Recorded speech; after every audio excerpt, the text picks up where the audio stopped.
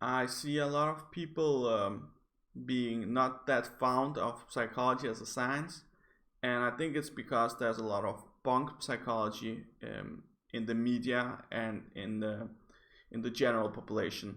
So this is what I want to say today. That as a psychologist, I want to talk a bit about just so stories and how I think they kind of ruin the perception of the actual science of psychology. And this is how you create bunk psychology to support your own worldview to gain power in society.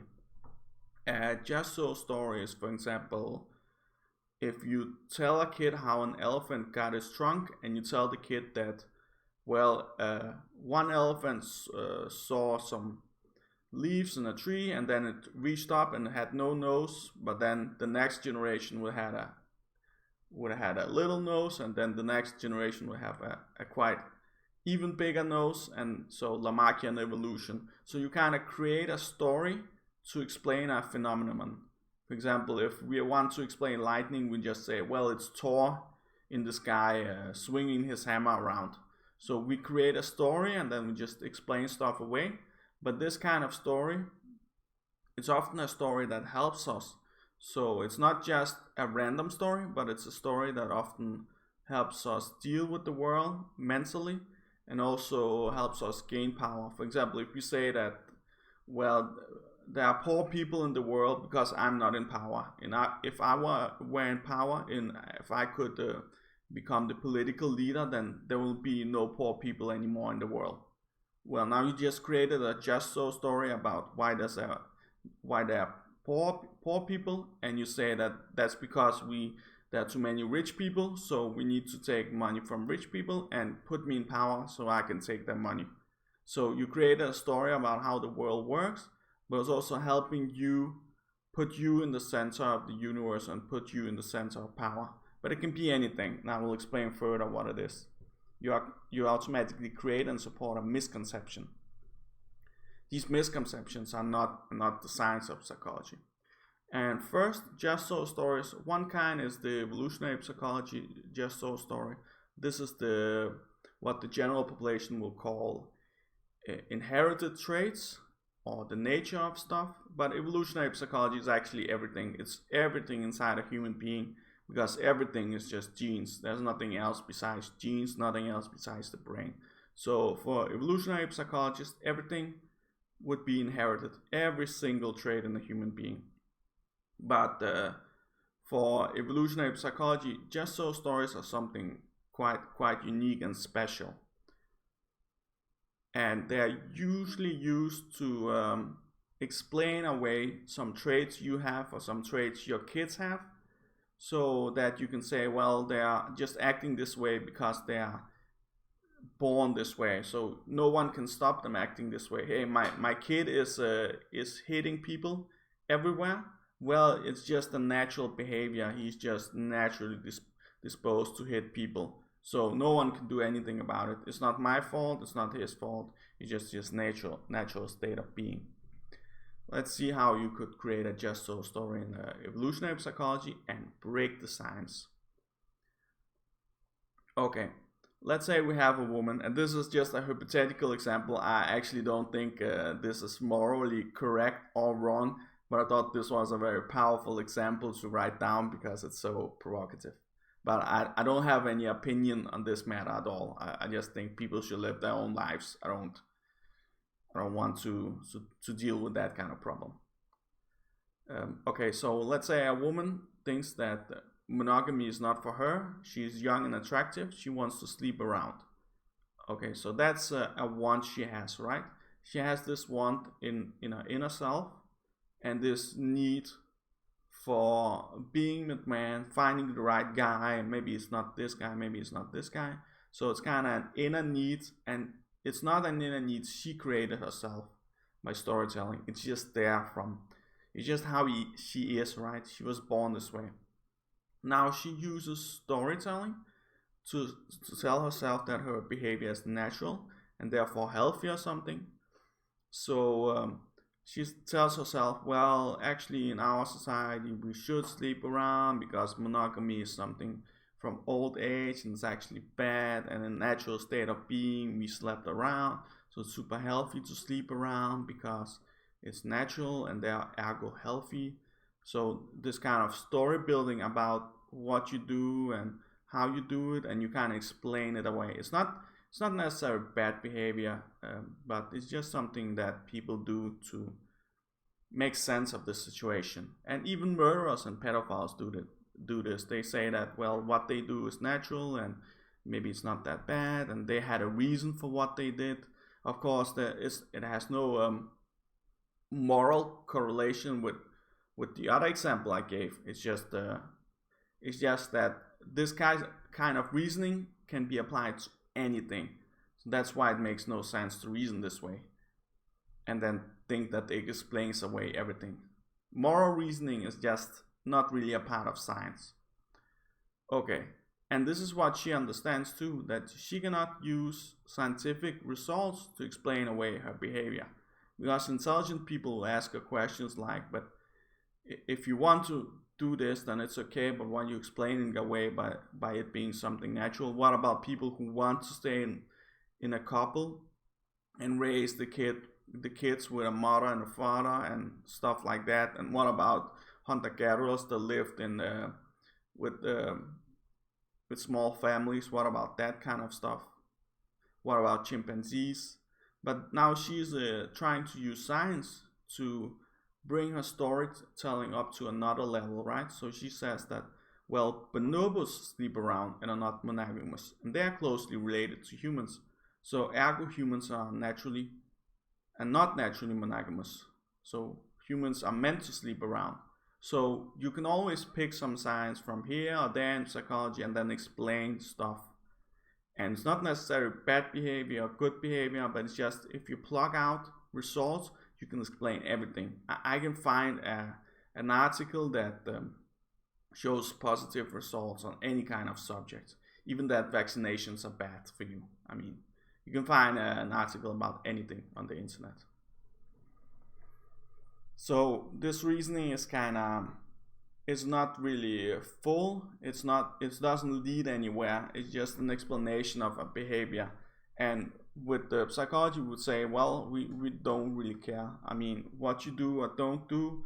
If you want to kill some people, I mean, we can't really explain it away by saying it's morally correct or morally wrong. It's just, if you think it's wrong, that's fine. If you think it's good, that's fine too, but that's not science. And then we have the nurture thing, and that's the social constructivism. So you construct something socially, and this is kind of reasoning is used if you want to blame someone for something. So instead of apologizing for behavior and saying it's natural and therefore it's natural state of things and we must not change it, now you say that this state of things is completely unnatural, and unnatural means bad. So let's see how I explained it here. It's a lot of text, but I think I explained it okay. You put the blame on someone else. Okay, you want to change something or blame someone for something.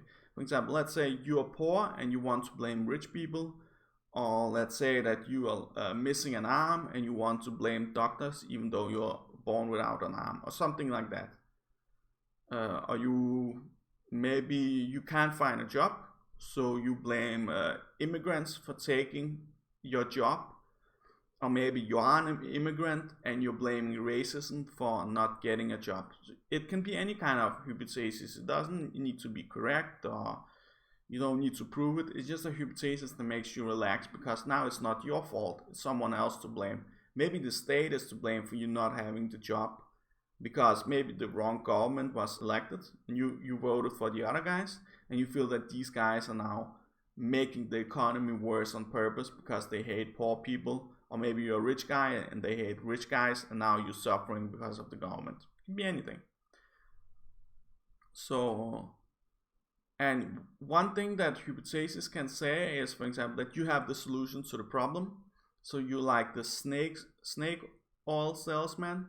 You have the solution. So this is the problem, and I know this is a solution, and this is how the problem was created, and you need to elect people like me into power because I'm the only one who has the magical pill, and I can fix the problem right away in 2 weeks. Poor people in the world, I can fix the problem in 2 weeks. Just take money from the rich, give it to the poor, and everyone will be rich. Okay? So, and then also, this kind of hypothesis also states that because the world is made unfair, it's not the natural state of things, and it's not something that came naturally. It was forced upon human beings. So because it's forced upon human beings, it must be ruined by force. So force must be applied to break this unnatural state of things, and then let the natural state of things rise up in the society or in your world, in your household, whatever. And this also implies that you actually must be given money and resources because someone is cheating you out of something, right? Because now someone else is to blame. And if they are to blame, that means they broke social rules. If they broke social, moral, and natural rules, it means that they are owing someone something. So if you're poor and blame rich people, then you must get money. It's fair that you get money. If you need to get $10 million today, because that will just make it fair. And if you have to work for them, that's unfair, because you not having the money is the wrong state of things. Oh, but now you also discover the point 3 that we had in evolutionary psychology, that on the nature state of things, that the fact that they are suffering does not actually prove that you invented or made up the right cause for the suffering, or even made up the correct solution to the problem, right? Just because they're poor people doesn't mean that your solution and your explanation of why they're poor people because rich people are stealing money is the correct one. I can actually, maybe I have a better example in my head. I don't know, maybe the fact that you don't have a job is a better example. That you don't have a job, and now you blame the corporate culture. Let's say you work in screenwriting, you write screenplays, and now you blame the movie industry because they make crap movies and they don't want to hire the best people like you and super intelligent people because they only want to make crap movies. Now you're blaming the movie industry, right? But doesn't really imply that you're correct. And when people listen to this argument, they will maybe say, well, let's put you in power because you'll correct the state of things.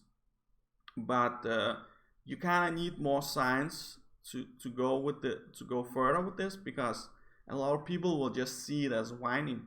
You don't really have anything concrete to offer them. So now you need to mix science into your ideology. And then it becomes hard to know what started what and what drives what, because now you have this solution that the movie industry is evil. You have this ideology, or you have this hypothesis, but few, let's say the most intelligent people are at least not listening to you because they want some science, they want some data. So now you're forced to find the data everywhere and then mix it into your ideology and your hypothesis. So now you not want to understand why rich people are to blame or why the movie industry is to blame. So you kind of fixes, get some science from anywhere you can. So I hope that I explained this well. Let's go back. Next slide is nothing.